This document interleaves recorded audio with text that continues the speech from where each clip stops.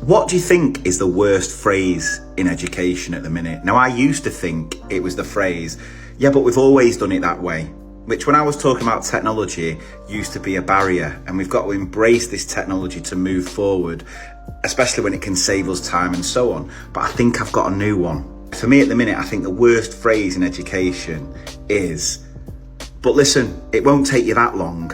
Because in a system where more pressure, accountability and expectations are put on staff and teachers, week in, week out, teachers are sitting through staff meetings being told they've got to do this, that and the other.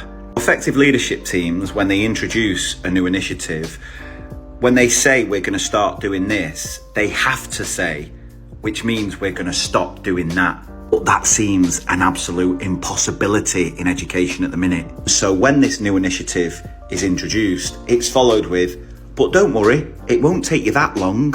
It might be that in that particular case, the task might not take that long.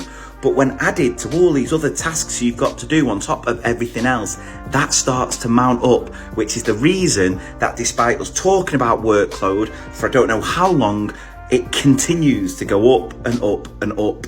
And I know sometimes it's not just the leaders here, teachers, we are creatures of habit. It's hard to change the habit of a lifetime, and we are notoriously bad for letting go of things. The problem is, when you're working in such a high pressurized education system that is sort of driven by this fear, we don't use common sense. And we don't ask questions around whether that is the best use of our time. We are just constantly chasing our tails, trying to prove that we're doing the job the vast majority of us are capable of doing. And that's where new initiatives keep being introduced without taking anything away. And we know that teacher burnout is a real thing. We know that the retention crisis isn't getting any better. So we've got to actively be asking questions. And when you're sitting through a staff meeting and you're being told you've got to do this, this is a new initiative, there has to be a discussion.